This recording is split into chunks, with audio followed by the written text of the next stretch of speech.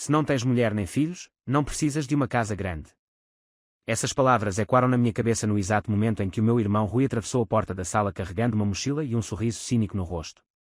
O meu pai, com o jornal ainda nas mãos, levantou-se pesadamente da poltrona e olhou-me com uma expressão que eu nunca tinha visto antes, um misto de pena e desprezo, como se estivesse prestes a me oferecer um presente envenenado. Miguel, começou ele, limpando a garganta como se fosse um anúncio formal, a tua mãe e eu estivemos a conversar e chegámos à conclusão que está na altura de fazeres um sacrifício pela família. Não respondi de imediato, apenas senti o estômago revirar e as palmas das mãos suarem, uma sensação antiga que eu pensava ter deixado para trás com os anos de distância emocional que criei deles.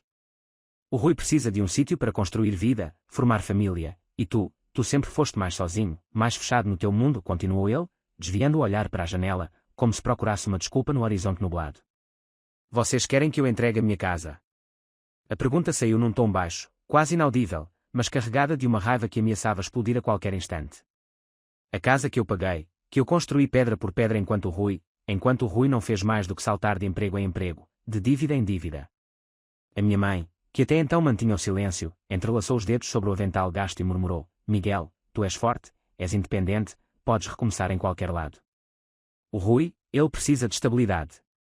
Precisa de apoio agora. Eu ri, um riso seco e incrédulo que preencheu a sala, assustando até o velho gato que dormia em cima do armário. É isso então. A minha independência é desculpa para me roubarem aquilo que é meu.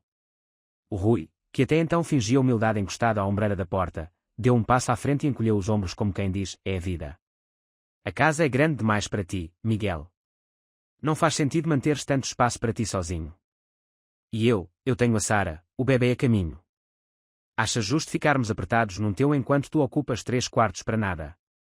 Senti o sangue a ferver nas veias, mas mantive a postura, porque aprendi, a duras penas, que perder a cabeça com eles só me deixava ainda mais sozinho. Vocês podiam ter-me pedido ajuda, disse, tentando controlar a voz que tremia de indignação, mas não. Vocês decidiram. Vocês acharam que tinham o direito de decidir sobre aquilo que é meu sem sequer me consultar. O meu pai bufou, como se a minha resistência fosse uma birra infantil. Se amas a tua família, Miguel, fazes o que tem de ser feito. Um bom filho cede pelo bem dos outros. Um bom filho, repeti, sentindo uma amargura antiga subir pela garganta. Vocês lembraram-se agora que eu sou vosso filho. Porque durante anos, eu fui só o erro que vocês toleravam, o estranho que era melhor fingir que estava ocupado para não ter de lidar. O Rui avançou mais um passo, agora com o ar de quem já se sentia dono da situação. Olha, Miguel, ninguém está a dizer que tens de sair já. Podes ficar uns tempos no apartamento da tia Helena, ela disse que arranja espaço. A humilhação bateu-me com força. Além de quererem roubar a minha casa, ainda me queriam empurrar para o canto esquecido de uma casa alheia como se fosse um traste velho. Passei por eles sem dizer mais uma palavra, com o coração a martelar nas têmporas, e bati a porta com força suficiente para fazer tremer a moldura da fotografia de família, aquela mesma fotografia onde o Rui estava sempre no centro, sorridente, e eu à margem, esquecido. Do lado de fora, o vento de agosto parecia mais frio do que o normal. Enquanto caminhava sem destino certo pelas ruas da cidade, uma certeza crescia dentro de mim como uma tempestade inevitável. Eles podiam pensar que tinham vencido, que eu era o mesmo tolo que sempre aceitava calado, mas desta vez, não seria assim. Desta vez, eu ia lutar por aquilo que era meu, nem que tivesse de virar o mundo do avesso. Voltei para casa sem saber ao certo o que faria, cada passo pesado como se arrastasse um peso que não era meu, mas quando cheguei, já encontrei a cena armada, Rui deitado no meu sofá com os pés sujos apoiados na almofada branca que eu tinha comprado no mês passado, Dona Lúcia a limpar a cozinha como se já vivesse ali há anos e o meu pai sentado à mesa com a papelada toda da casa espalhada à sua frente.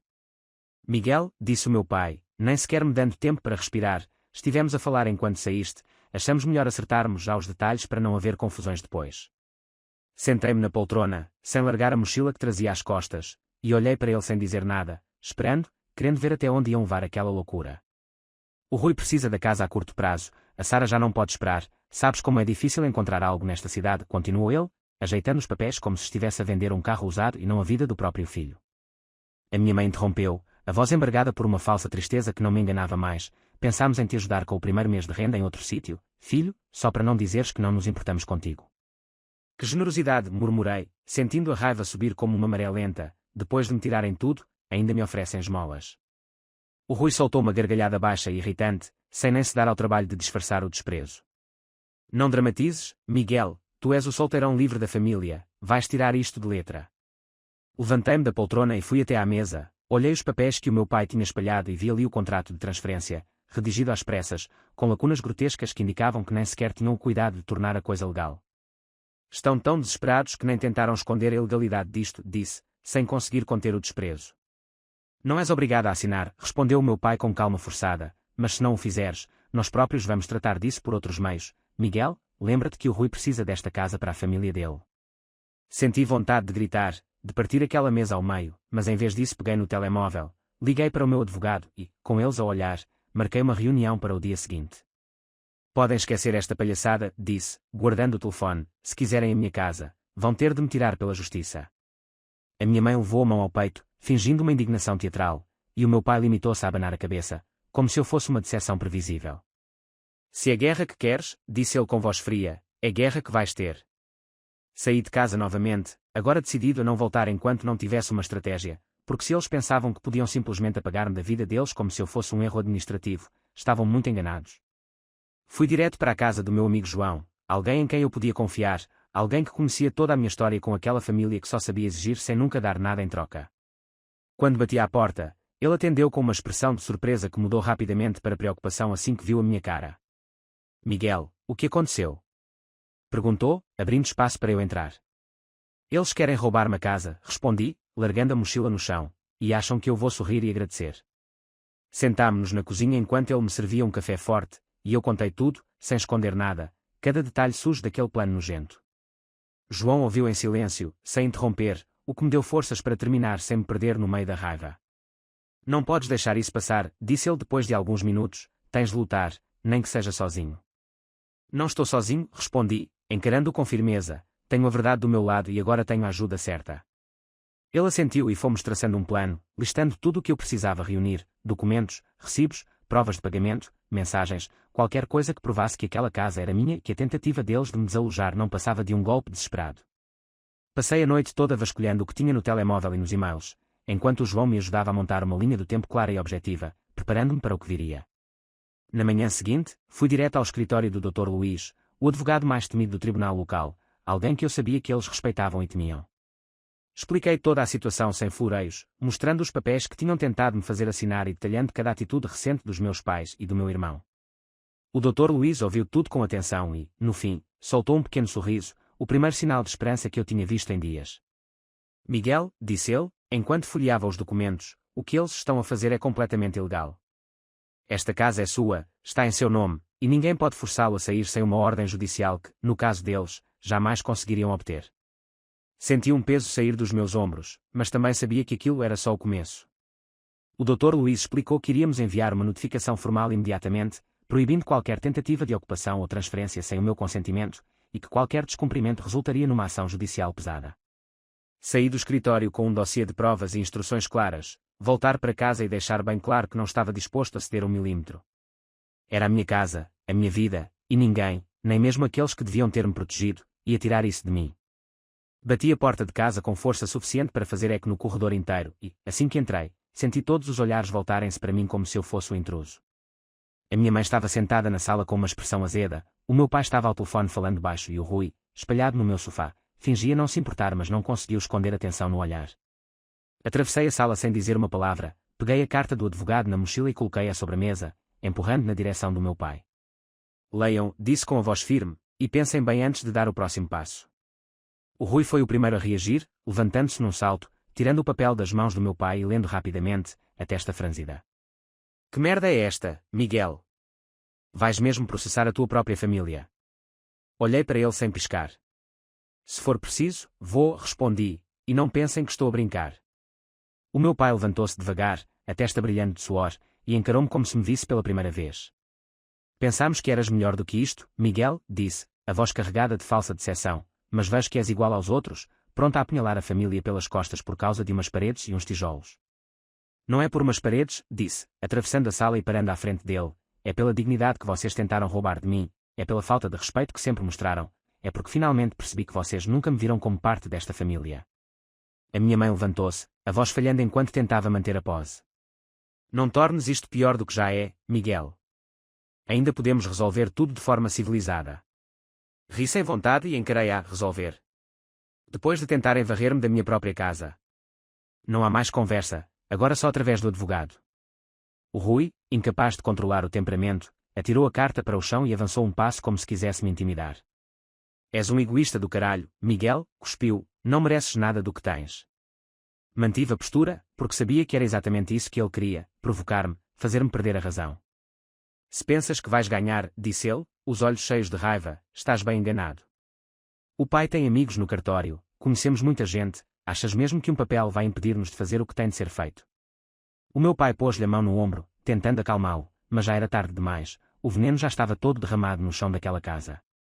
Guardei o telefone na mochila e comecei a subir as escadas, decidido a trancar o quarto e passar ali a noite enquanto o processo seguia o seu rumo, mas antes de alcançar o topo ouvi algo que me fez parar. Se o Miguel não sair por bem, disse o Rui num tom baixo mas audível, arranjamos maneira dele sair. Fiquei parado no último degrau, sentindo o peso daquela ameaça. Virei-me devagar e encarei-os. Se tentarem alguma coisa, disse, cada palavra pesada, não vai acabar bem para vocês. Isto já não é mais uma discussão de família, agora é assunto para a justiça.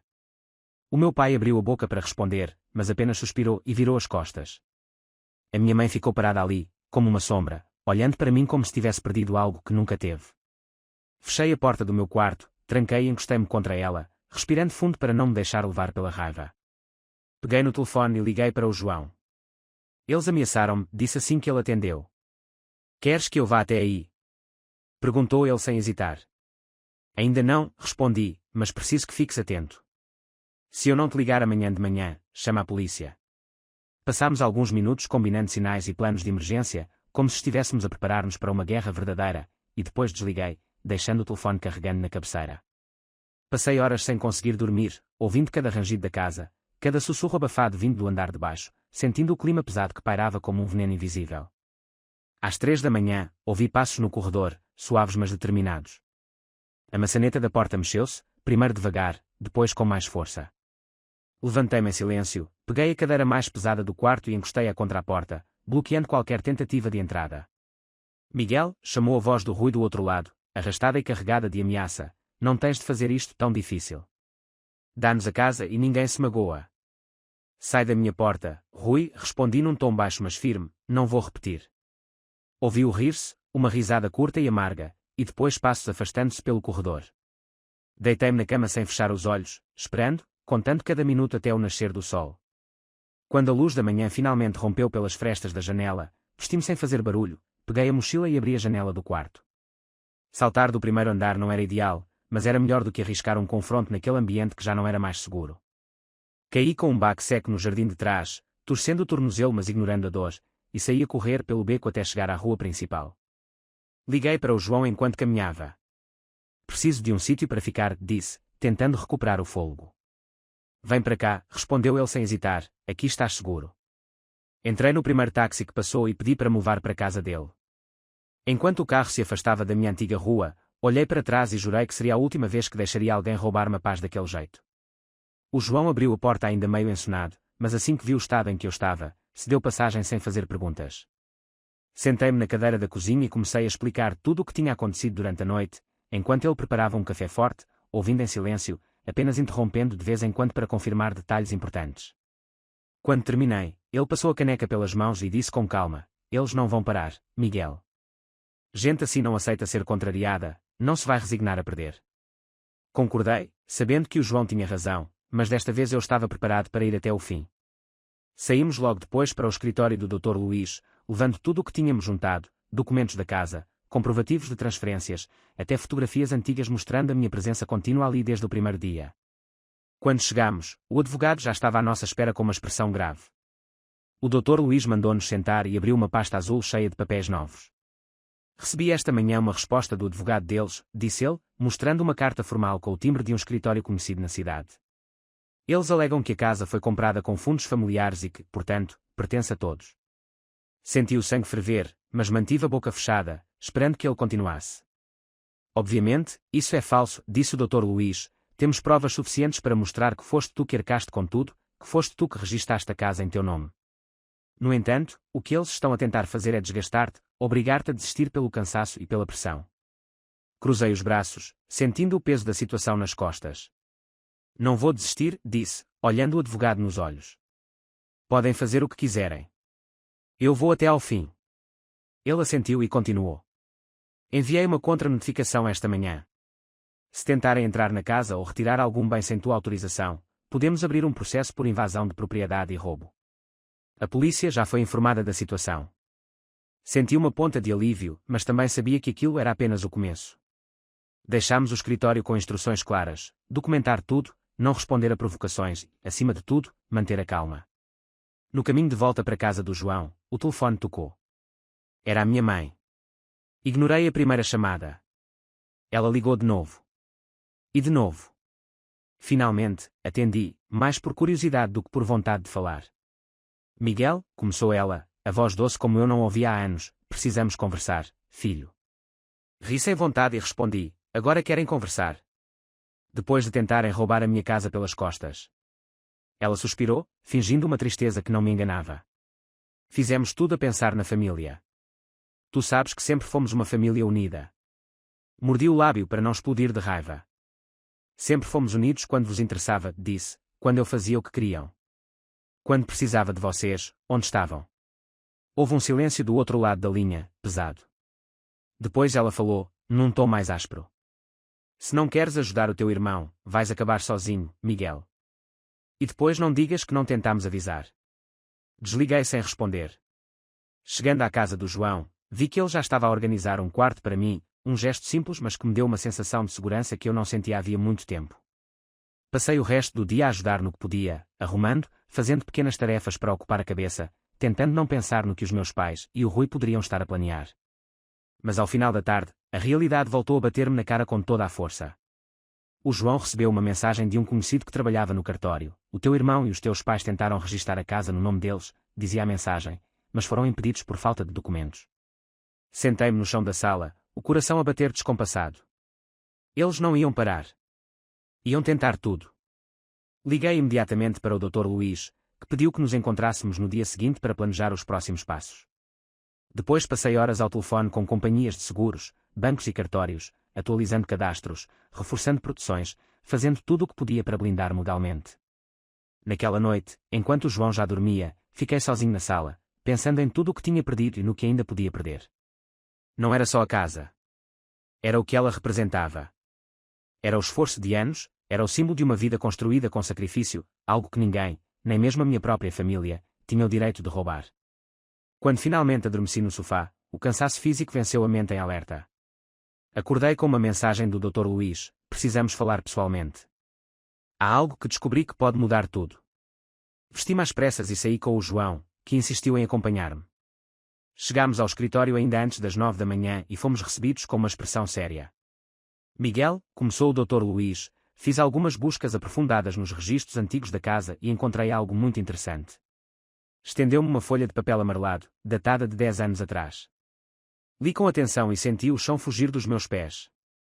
A assinatura no contrato de compra não era só minha. Havia outra assinatura. E não era de nenhum dos meus pais. Era de uma terceira pessoa, alguém que eu nem sequer sabia que tinha relação com aquilo tudo. Levantei o olhar para o Dr. Luís, o coração a disparar. Quem é esta pessoa? Perguntei, a voz rouca. Ele respirou fundo antes de responder. É a primeira mulher do teu pai. A verdadeira mãe do Rui. Fiquei ali sentado a olhar para o papel como se ele fosse explodir a qualquer momento, tentando absorver o que aquilo significava, mas sem conseguir montar o quebra-cabeça de imediato. A assinatura da primeira mulher do meu pai ao lado da minha no contrato da casa mudava tudo o que eu sabia sobre a minha própria vida. Isso não faz sentido, disse, passando a mão pela testa suada. Eu nunca vi essa mulher, nunca ouvi sequer o nome dela ser mencionado aqui em casa. O Dr. Luís inclinou-se para frente na cadeira, cruzando os braços sobre a mesa, e disse com toda a calma que lhe era habitual: o teu pai comprou a casa com ela anos atrás, provavelmente ainda no início do primeiro casamento, mas quando se separaram, ela ficou com metade legalmente. Pelo que encontrei, ela nunca renunciou aos direitos que tinha, apenas se afastou e deixou tudo no nome dele, esperando que a coisa se resolvesse sozinha. O João, sentado ao meu lado, balançou a cabeça como se tentasse acompanhar a confusão toda. Então essa casa nunca foi só do Miguel? Perguntou ele, sem disfarçar o espanto. Não exatamente, respondeu o advogado, mas como ele comprou a parte do pai e pagou a hipoteca sozinho nos últimos anos, temos base sólida para alegar que ele adquiriu o direito de propriedade plena por uso e pagamento. Voltei a olhar para o documento, a cabeça a girar. Eles sabiam disto? Perguntei, sentindo uma fúria fria crescer dentro de mim. O Dr. Luís respirou fundo antes de responder. É quase certo que sim. A tua mãe e o teu pai não iam arriscar tanto sem saberem onde estavam a pisar. Saí do escritório com o João, o documento bem guardado dentro da mochila, e liguei para a minha mãe no caminho.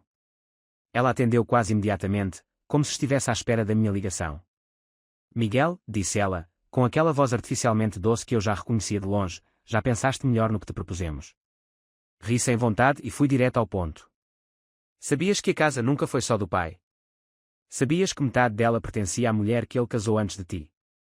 Houve um silêncio tão pesado do outro lado que quase podia sentir o desconforto atravessar o telefone. Não sabes o que estás a dizer, respondeu ela finalmente, mas a falta de convicção na voz denunciava tudo. Sei perfeitamente, disse, firme, e agora sei que, legalmente, vocês não têm qualquer direito sobre ela. Se tentarem mais alguma coisa, vou levar isto a tribunal e vou fazer questão de expor toda a história. Ela tentou argumentar, tentou mudar o assunto, mas desliguei na cara dela, sentindo uma sensação de alívio que há muito não sentia. Nos dias seguintes, as coisas ficaram tensas. Recebi mensagens e chamadas do Rui, ameaças veladas, chantagens emocionais baratas, mas ignorei tudo. Quando tentei voltar à minha casa para buscar alguns documentos que tinha deixado, encontrei a fechadura trocada e uma nota colada na porta dizendo que eu não era mais bem-vindo ali. Tirei uma fotografia e enviei diretamente para o Dr. Luís, que tratou de abrir um processo por invasão e apropriação indevida. Não esperei nem mais um minuto, reuni as provas todas e formalizei a queixa. Quando a intimação chegou à casa dos meus pais, o caos instalou-se de vez. O João contou-me depois que o Rui apareceu em casa dele, furioso, dizendo que ia arruinar a minha vida, que ia fazer com que eu me arrependesse de ter desafiado a família. Esperei ele terminar a enxurrada de insultos e depois apenas disse: vais responder por tudo o que fizeste, Rui.